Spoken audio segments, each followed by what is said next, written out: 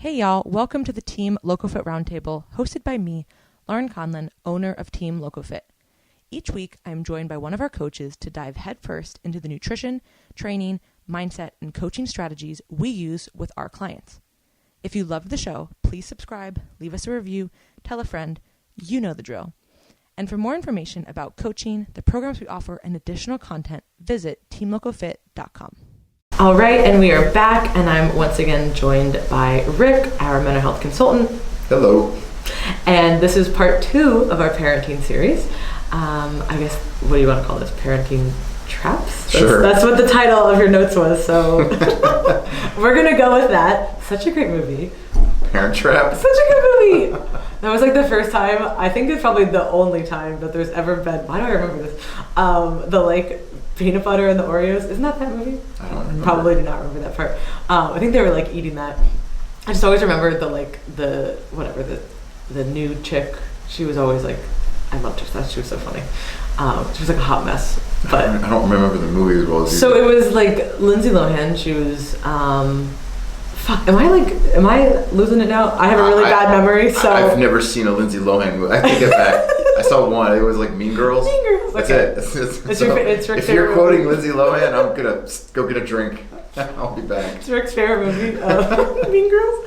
But no, so it's like, I'm pretty sure it like they made her like maybe was it Lindsay Lohan or was it Mary-Kate and Ashley? Whatever. It's somebody who looks like it was a movie in that time frame, and then they had like their parents split up. And then they had to like go to this like summer camp thing, and then like the new girlfriend is there, and like she's like this like total like prissy person, and they go like camping, and like it's pretty good.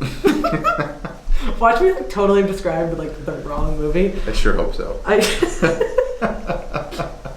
Everybody listening is like, dude, what? I'm sure somebody could Google the movie Parent Trap, and there's 20 different versions of that same movie. No, there's not. I'll bet there's one movie, Rick. What are you talking about? Why would there be more than one movie? I'll bet you there's more than one movie called Parent Trap. No, there's not. I'll bet. That would be a licensing issue. We'll find out. Somebody get a computer. This is why I need Jamie, where's Jamie? See if he has free time. This was the fucking Rogan podcast. We would have had that answer. Whatever. Okay, so parenting traps, part 2. If you didn't listen to part 1, we talked a lot about, just kind of the overview of parenting and, raising kids to be resilient and understand their emotions and those types of things. And that helps them navigate everything in the world. Right. And we wanted to kind of do a second part that focused a little bit more on these things. Yeah, traps. So we kind of talked about what as parents we want to really start focusing on. We want to focus on developing a healthy relationship with the kid. We want to talk about developing healthy coping mechanisms and expressions of emotions and how important those things are in the development of a healthy kid. Well, some of the parenting things that we kind of see, or I have a tendency to see that parents will fall into, and we kind of call them parent traps or pitfalls, whatever you want to call them. I don't know. I don't want to say parent pitfalls because Laurin may have another movie about parent pitfalls. But I don't. All right. We're good. So I guess I want people to understand a lot of times we use the language that we use surrounding parenting is that being a parent is a role. Like you're assuming the role of a parent. And what I want to start doing is moving people away from the idea that this is a role you play in the kid's life and a relationship that you build with them. Too often we see it as a role, and I think that connection between human beings gets lost. Yes, you're in a position of power and authority over that kid, right? You're the parent or the child. But that doesn't mean you don't work to create a relationship with them. And I think sometimes for a lot of parents, it becomes very authoritarian and less about like having a relationship with the child, because when that child can accept you as their parent and like want to connect with you, it makes parenting a lot easier, and it helps the child develop in a much healthier way when you focus on the quality of the relationship rather than this being like, this is my role and my job. And so I think that's kind of an important distinction that I really wanted to start talking about. Does that make sense? Yeah. Okay. No, it does. So I think when we were talking. Confused for once, Okay. You ain't gonna check in on me. All right. So we were talking a lot in the last podcast about emotional expression and the ability to express emotions. And one of the things that I see a lot is parents struggle when their kids get upset, particularly with anger or when they're crying or having some sort of tantrum. And one of the things I will oftentimes say to parents, or like when we're talking in therapy sessions is I'll say, like, well, why does that child being upset bother you so much? Like, children are going to get upset. You as an adult, we get upset. Like, things make us angry, they piss us off, they hurt us. Is it any different for us to expect a child to not have those same responses? And so one of the things that I think happens is parents sometimes feel threatened by their kid's anger, or the kid gets upset. And so we feel threatened by it. And so we immediately start kind of falling into these, you shouldn't do this, and, you mustn't yell at the kid, or you mustn't do this and you mustn't do that. And so all of a sudden we kind of take this like authoritative role, and because we're threatened by their anger, and we're not actually teaching them how to express themselves. We're actually doing the opposite in that moment. And we're stifling their emotional expression, and we're suppressing it. And so what we're teaching them is, as a parent, when you get upset, I'm going to basically suppress your emotions for you. And I'm teaching you that this is the way that you're going to handle when you're upset. This is how you're supposed to handle it, is by almost me withdrawing the relationship from you and you dealing with it on your own, which is unhealthy. How does that line, like, where does that line cross with like discipline and like, though, right? Okay. Like, because you can't just like no, right? Like, there has to be a line of like somebody just always like having, because kids will kind of push you as far as like they can. Yeah. They have to learn boundaries. Yeah.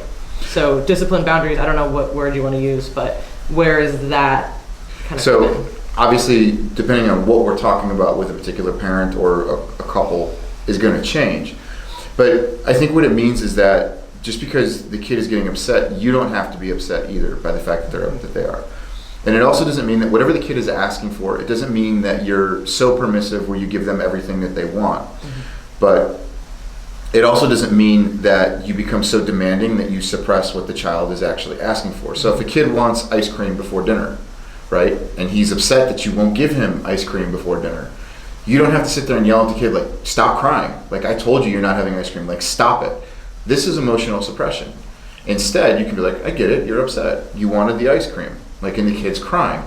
And now eventually on a long enough timeline when you as the parent deem like, okay, this is important or this is enough, the kid oftentimes will learn to self-soothe.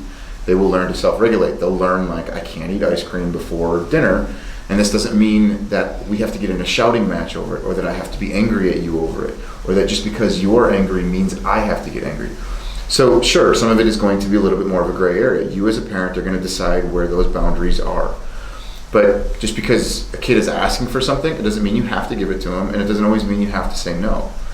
And so it's learning that balance between that. And so it's setting the boundaries that are appropriate. You said no to the kid. He's going to be angry, or she's going to be angry. And it makes sense. Like, there's valid reason for them to be upset. But how are you helping them nurture through that anger and that difficulty? That's kind of where we should be. Does that help? Okay. I just want to make that distinction because I feel like that can be, like, it's just like a hard place to be. Like, it is. Well, what, like, that example is obviously like a small one. And you could be like, all right, well, dinner's gonna be ready soon, so like they're gonna cry for 10 minutes, it's fine, like they'll be over it. But like if it's something more severe, like, well, where do we like draw that line or that boundary of like no? But I guess what you said makes sense. Like, even if your answer is no, like expect them to be upset, and that's okay. Like, just. And that's the part where when we were just talking about in the last one, right? Like, how do you deal with negative things? Well, this is how we teach them how to deal with negative things. And so that's just an important part of understanding that as a parent, like, you're never going to have, there's never a correct answer for everything all the time. It's always going to be, one parent will be like, oh no, I would never do that, or I wouldn't allow my kid to do that. And you're just going to kind of learn to set those boundaries by yourself. But it's understanding that you don't have to say yes to everything, you don't have to say no to everything either. But when the kid is angry or feeling an emotion, help them deal with it and process it, acknowledge it, validate it. There's certain times where, you know, maybe the emotion is exaggerated and it doesn't need to be, and you as a parent will be like, you know what, maybe you need to take time out. You know, if you're having trouble calming yourself down right now, maybe you can go sit over here until you're ready. You know, and then you can check in with the kid and you can say, hey, are you okay? Like, no, like, okay. All right, we're here when you are. And the second that kid regulates his emotions and is ready to return back to the family, immediately welcome them back in, right? Like, okay, you good? Like, yeah. And what it also means is it doesn't mean that I withdraw the relationship because you were upset. I stayed present. I was like, are you sure you're okay? Like, okay. You know, we can't have this, you can't do that. I know that that's really upsetting, and we'll kind of work through it together. And it doesn't have to be a battle all the time.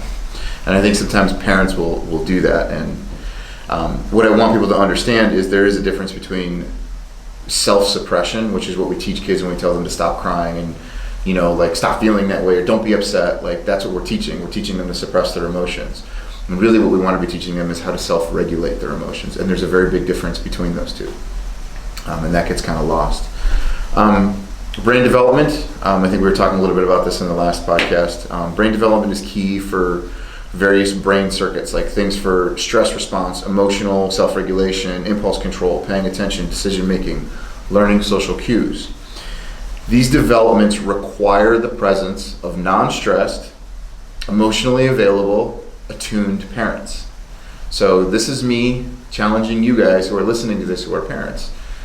Did I just describe you, or did I not just describe you? Because the environment that you create for your child is one that they're growing up in, and it's the environment that becomes familiar to them. And so when you as a parent are restless, when you're unhappy, your child internalizes these things and they make it about themselves. This is a truth that I don't care who you are, you're never going to change that truth. Kids take the environment and what mom and dad are doing and they make it about them. You can't escape this. So what environment are you creating for the kids, right? And so a lot of times, I think it was the decision making one we did a couple of weeks ago. We had a parent who was struggling with how do I create good boundaries for myself, and I want to be there, be everything for everybody, and I feel really guilty about taking time for me. And I would say, well, if taking time for you is making you less restless and making you more happy and making you more emotionally available and making you there and present with the family, those are really good things. And that if this is what creates that, then this is important. Mm-hmm. Why? Because this is how the kid is growing up. And if mom is stressed and unhappy, if dad is pissed off and a workaholic and removed from the family and withdrawn, kids internalize that and they make that about themselves. And so you as a parent, I want you to understand that this is a particular trap, a pitfall that people will fall into, is you can't just put everything on your kids and totally ignore yourself and not do your own work. It doesn't work that way.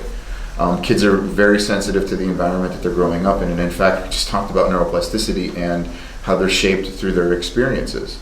Well, these are the experiences in the environment that we're talking about. And I'm sure you see this a lot with your clients, kind of struggling with that space. Yeah, I mean, it's tough because, and we were just talking about this a little bit before, but there's a lot of parents now, they want to have their own lives, they want to have their own careers, they have so much other stuff going on, and then it's you want to be the best parent and you want to have this other stuff going on. There's just so much all the time, mm-hmm. So it's really, really hard to be all right, I'm trying to keep the house in order, be a parent, work, nurture my relationships, be the best, there's just a lot to do. So I think that people can get really, really overwhelmed. So, and this is not I don't know, I feel it's so tough to talk about parenting stuff without making it seem like it's judging parents, mm-hmm. right? Because it's not, this isn't about that. This is, everybody parents differently. Everybody's in a very different situation, what they can do. But if you are not going to be able to give to your kids because you're all over the place, okay, doesn't mean that you need to be perfect in these other areas, but we need to at least try to work on certain things. And how we talked about on that one podcast, the making yourself a priority one, which so many people were thank you so much for this, this really, really helped. Because it is that struggle, especially for moms, mm-hmm. I want to do all this stuff for my kids, but I want to do this stuff for myself. And it's okay, well, you can do these things for yourself. You might not be able to do them as maybe much as you'd like if you didn't have any time restrictions, right. But it doesn't mean for her, it was, one of the things was going to the gym. You can go to the gym 3 times a week for 45 minutes. Mm-hmm. You maybe can't go 7 days a week for 2 hours, but you can still go, right? Mm-hmm. So it's about altering that as well and figuring out what is your baseline that you need to stay in order and right. be productive for your family and get everything else done and then be able to move forward. And that's what we focus a lot on for people is our lifestyle clients. Okay, what we understand you have a lot going on. We don't need this to be 100%. But we need this to be at least an 80% try. And 80% is always going to be better than 0. Sure. We always try to really get that mindset. And that's the whole industry is completely off with that. You know what I mean? People are either do everything or do nothing. It's this so... all or nothing thinking. Yeah. Yes. It's just, it's pervasive in everything. Not just how we think about like our lives, but even down to like our relationship with food in particular, and exercise, and all these like healthy habits. Either like I can do my morning routine, or like one thing happened and I can't do it. Well, why can't you just adjust this to be 2 minutes instead of 15? Right. You can, and that will still get you in a better direction versus doing nothing, which now you feel guilty about and you feel terrible, and then it kind of throws everything off. Like, why don't we regulate those things? So, yeah. We're just trying to change it over here, you guys, all right? Right. So the message behind it is the healthier you are, the better environment your child will grow up in. And because it's the experiences within that environment that will shape that child's brain and their development as they grow. So understand that the best thing is to create the better version of yourself that is not as stressed, is again more emotionally available, and is attuned to the family. When you can create that within yourself, then you're creating a better environment for the kids. And that has absolutely nothing to do with social status or economic position or race or gender or anything. Like, that's you as a parent deciding, like, how am I going to raise these kids and what type of environment am I going to bring them up in.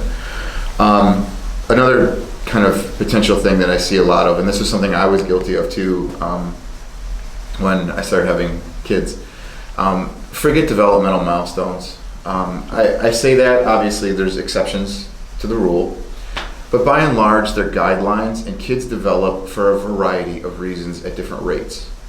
And if you get too hung up in that space, looking at like ages and stages, and so there's like these different assessments where they're like, well, your kid at 2 should be doing this, and then at 3 they should be doing this, and then at 4 and 5 and 6, and it goes on and on. And if your kid's like not doing any of these things, it's going to be marked on their admissions form, and teachers are now aware of it, so they're looking for it, but they're not necessarily trained in how to seek it and how to really adjust to it. And so we as parents get stuck in this, and so sometimes you see a kid who's not like speaking right when doctors say that they should be speaking, and so we get really worried and wrapped up in it. Like, my son was like that. I remember it was like his 12-month checkup, and the doctor was like, oh, you should be saying 5 to 10 words, and he was like saying none. He was like saying like sounds. He was making sounds. He just wasn't speaking. Like, I think he might have said like ma or dad like once or twice. And so like I started to get worried. I'm like, all right, well, I'm going to monitor this, right? Right? So I'm going to monitor my poor son. And then at like 15 months, the doctor was like, oh, you should be, I think whatever the range was, it was like 15 to 30 words. And he wasn't saying anywhere near that. He was maybe like at 10 at that point. And so I was like, all right, doc. I'm like, where does he need to be at 24 months? And the doctor's like 60 words. And in my mind, I'm like, fuck. And so my anxiety, I started projecting that, right? And I was like, I wasn't enjoying time with my son. I was like, what do I do? And so it got to this, like, I think we kept the list somewhere around, but it was amazing because here he was behind the ball. Like, he's saying 10 words when he should be saying like 30. And I was like, shit. I'm like, my kid, there's something wrong with him, right? Every parent goes through this. And then this like really amazing thing happened around like month 17 or 18. He just started saying more words. He was behind the developmental milestone. But I remember thinking to myself, all right, well, he's got to have 60 words. I'm like, let me just start writing them down, like to keep track of the words that he says. And like at 20 months, not 24, but at 20, he was like well over 60 words. And so now my kid went from being deficient in language or verbal ability to being like, to exceeding expectations and standards. And so at 24 months, like now all of a sudden he's starting to string a few sentences together. And so it went from like my kid having this like learning disability, which could have been diagnosed that way, to like him being totally fine in the exact same area. And why? He just developed a little bit later. And I had people and everybody was telling me to like relax, and I was like, no, something's wrong.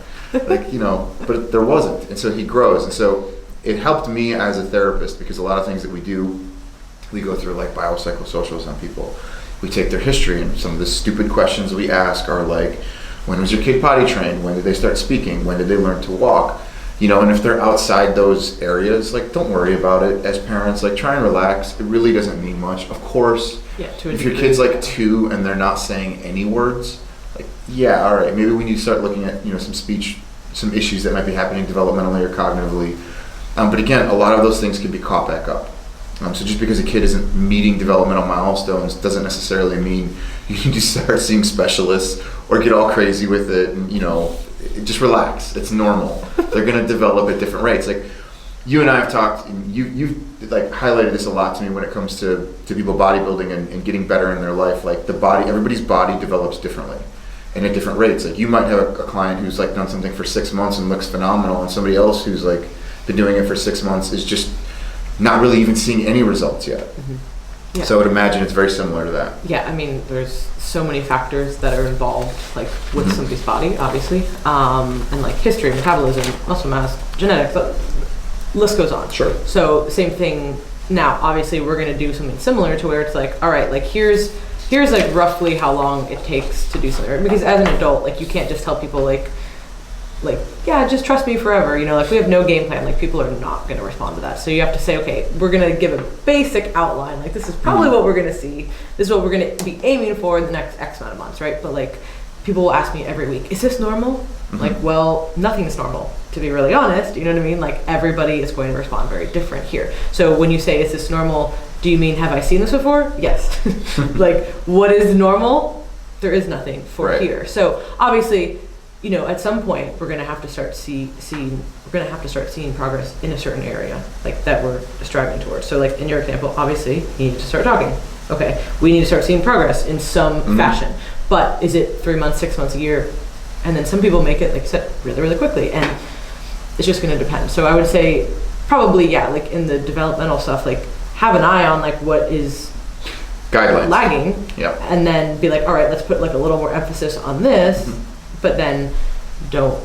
Yeah, like if you're going for, you know, your kids in first grade and the teacher's like, well, he or she is struggling with this, like, okay, spend some time working on it. Because I don't remember any college application that asked what I got in kindergarten, you know, or first and or most second kids grade. probably have certain things that they're better at. Absolutely. I mean, like you're either going to be more like language driven or like more like math driven or more like creative.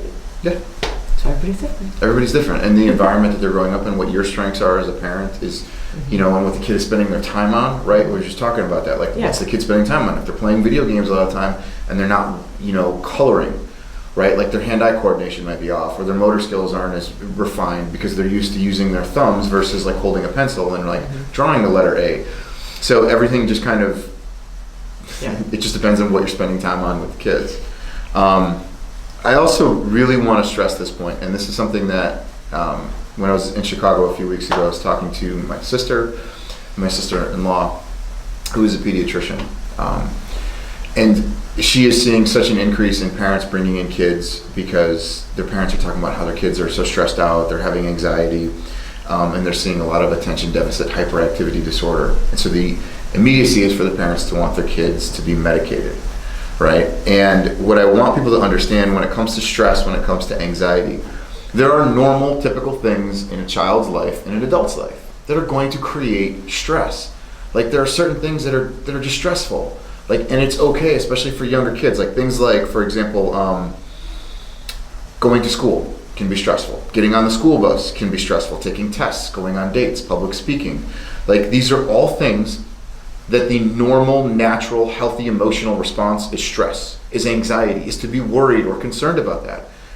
So this is why I'm saying, like, I think the first time kids start expressing emotions, parents are like, oh my God, what do I do? Let's run them to the doctor and go get a pill so that they don't have to feel anxious anymore. It's like, no, anxiety is normal. This is what relates fear messages, and that they might be feeling threatened by something and what else is happening to cause it, and help them deal with it. Like public speaking is something that makes people incredibly anxious. Not you give 1,000 speeches a year. Well, no, I still get nervous. Sure. I mean, I'm not dead. But you've learned how to go through it. Yeah, I've learned how to cope, but I'm still anxious before, you know, and like that's like a normal, like, it's one of those things, like if I wasn't, then I'd be like maybe more concerned. Like if people aren't anxious about doing these things, like, are you sure? Like, are you like really in on, like, do you know what we're doing right now? Or, you know, whatever, right? Like, and I know some people's like, oh, I don't get, maybe some people don't get nervous for things, you know what I mean? And that's certainly, some people are more higher anxiety than others, right? I'd be one of them, but like it's about managing that. And especially like for, I don't know, I feel like kids especially are so like hyperactive, right? Like mentally they're all over the place, like they're trying to pick, like that doesn't necessarily mean they have ADHD, right? Like, I mean, they might, but like why do you want to, like you said, just like completely dull them of any emotion? It's just like the whole iPad thing, right? And like I know, I get it, I'm not a parent, I can't say anything about kids, but it literally is like it's like this digital pacifier, and every time I go out, I can't help but just, I just observe people, and it's just kind of what I do. Like, I'm always just like looking at things, and like, it's just how I am. And like, I was just out, I went and visited my family, and we were out to lunch-ish, whatever. There was another family over there. A few moms, or a few, mom age. Mom age. Middle-aged women, Jesus Christ. Mom age, middle-aged women. And there was... What the fuck is mom age? I don't know. It's another movie. And then there was a kid. He was in a stroller. And he had to be, how old are kids when they're in strollers at a restaurant? Less than 1. Okay, he looked very bad. Whatever. He might have been. He can still be in a stroller. I guess. They didn't put him in a chair, but he was around 1. We'll just say that. No older than 2, but not like 6 months older than. And the whole time he's, they're talking, and he's just like a drone on this iPad, which, okay, I understand. We're at a restaurant, there's a lot of people, like maybe you don't want your kid like screaming and like throwing stuff at people, like I understand. But also that comes back to like, hey, like the parenting thing and understanding, stuff. Anyways, so then as soon as like it went away, like he was just like, you could tell like all out of sorts and like wanted like now the stuff he hasn't been seeing, like stuff on the table, like who's here, like let me look around, let me walk around. And then it was like, oh no, like I had to like grab it right away and like give it back to him. And I'm like, and I'm not in that situation, right? So I don't know, is this kid a monster? I don't know, but it's like... But here's the thing, and this is where being a parent... Sorry. It's okay, it's crumpling my notes. Sometimes, as a parent, you're going to have to make hard decisions. And like, for example, if your kid is in a space and throwing a lot of temper tantrums, maybe you don't bring them to a restaurant. Yeah. You just don't do that for a while. And that's what happens. Kids are crying, kids are screaming, kids are impulsive. They don't have good emotional regulation. They haven't been taught any of these things. They're just raw human beings that are growing and developing, and they might not possess those skills. And so if your kid is in a space and at a time where he can't handle being in public, then limit his exposure or her exposure in public. That doesn't make the kid bad. It doesn't make you a bad parent. It makes you a slightly better parent because you're considerate for the rest of us that just don't want to hear your kids screaming. But it doesn't necessarily mean you have to give them something to stimulate them just so that you can be in public. Yeah. This is where we say, and when I say this is the incredibly demanding part, and this is where your life has to change. So if you're a person who likes going out to eat and going to restaurants and doing things, and now you have a kid, you can't maybe always do these things. And not just always. Like I've heard parents say, like, it took me 3 years before I could go to a restaurant with my kids. They just wouldn't sit still, they wouldn't stop crying, they wouldn't do these things. And so for 3 years, that parent never took their kids out to a restaurant, which meant they didn't go to restaurants, which was a big sacrifice for them.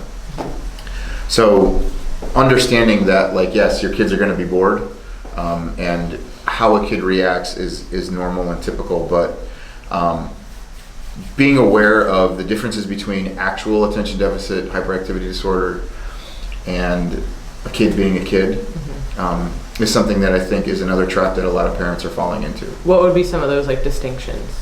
Okay, well, what I brought with me was some of the criteria for attention deficit hyperactivity disorder.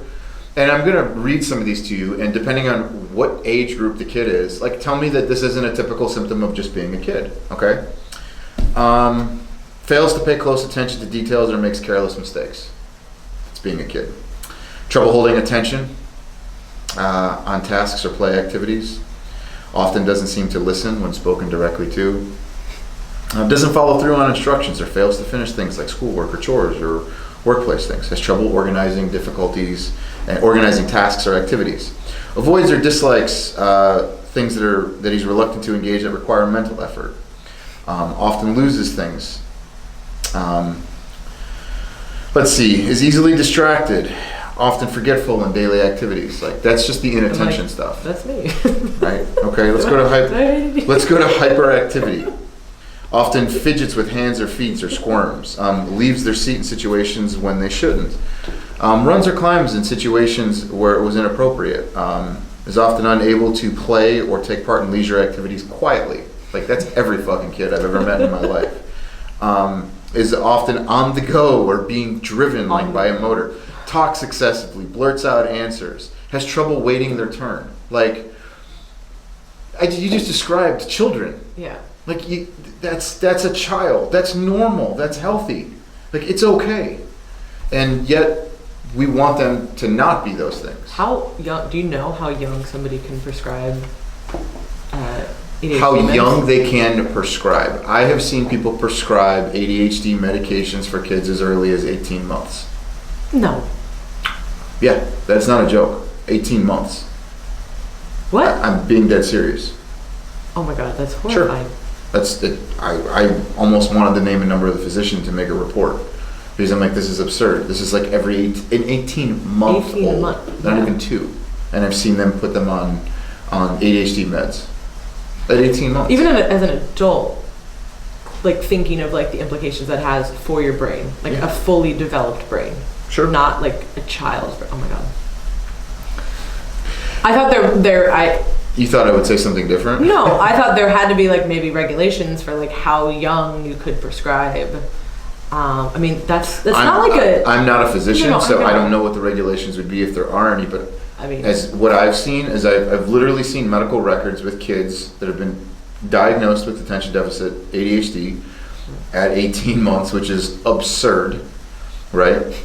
And I've seen them medicated for it, and that's the extreme. That's my most extreme case. But I've seen kids 2, 3, 4, 5, 6 just medicated for it. And I'm not going to pass judgment on it, but I'm just simply saying that is what it is. And parents are looking for those things. I'm not saying that some kids can't benefit from it, sure. But what I'm also saying is that there's a lot of other steps before that, right? Like to what you said earlier, like that's not the first step. That's maybe like so here's the where 20th step. I would hope.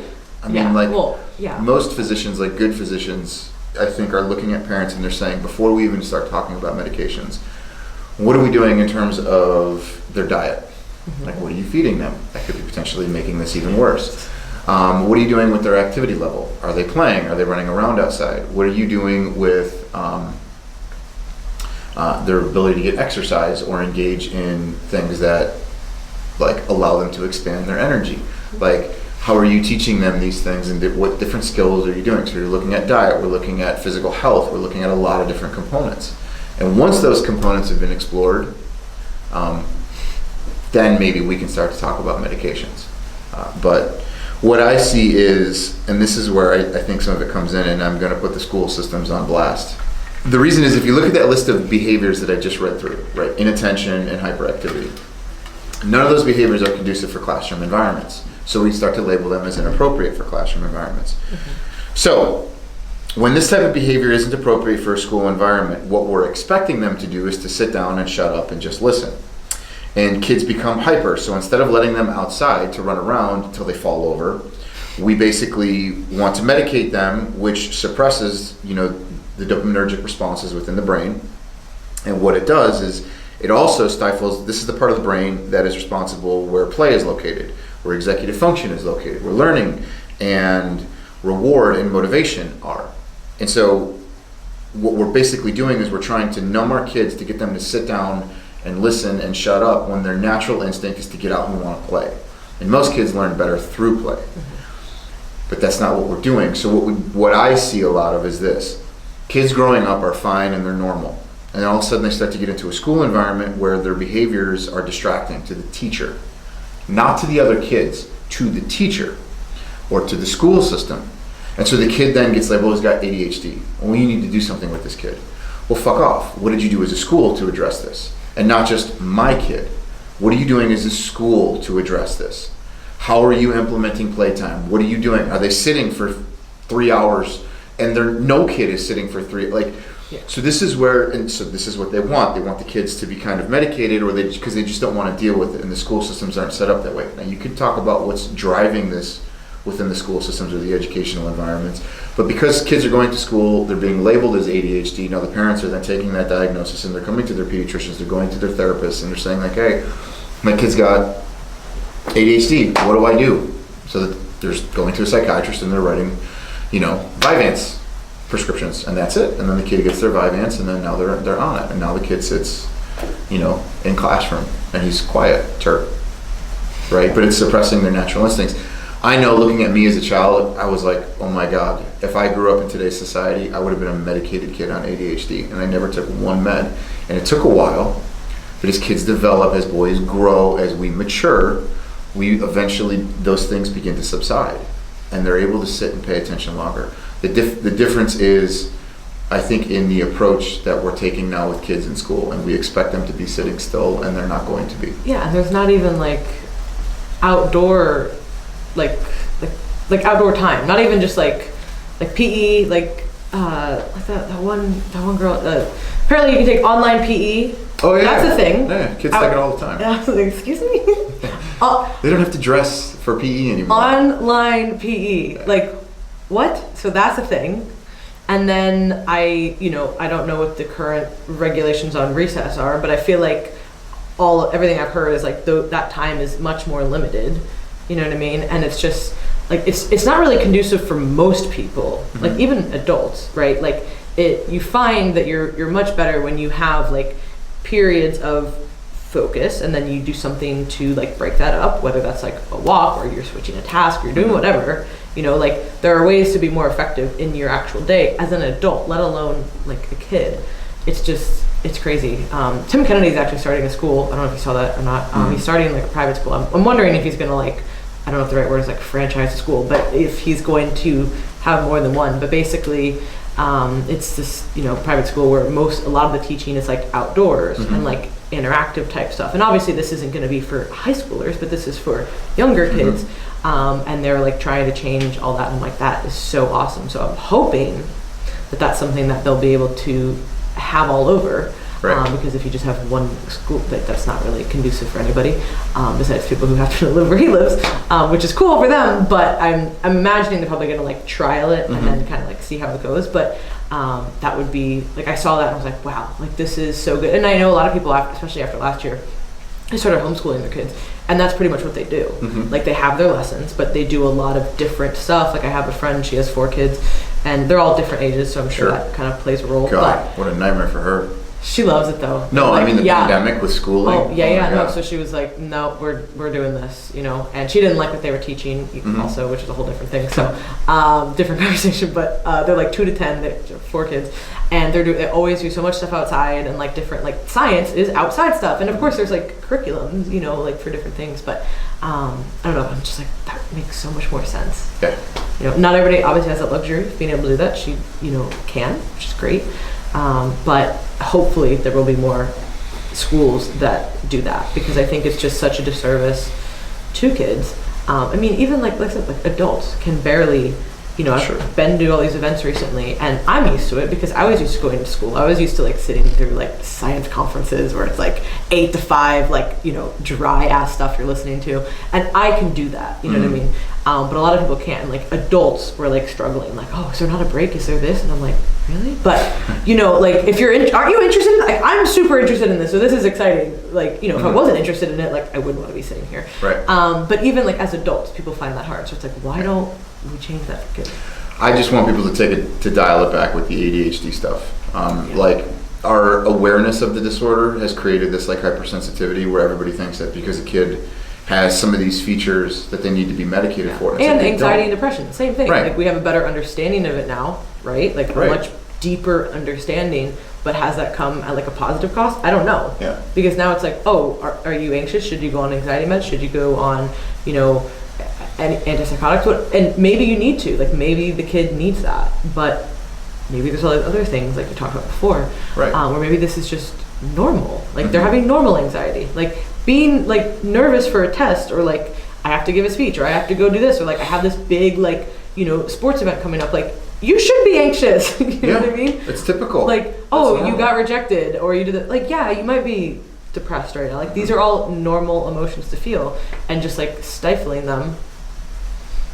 Yeah. Not having them is probably not the best answer, because at some point that comes back up. Going numb to them does nothing to resolve the issue at hand. Yeah.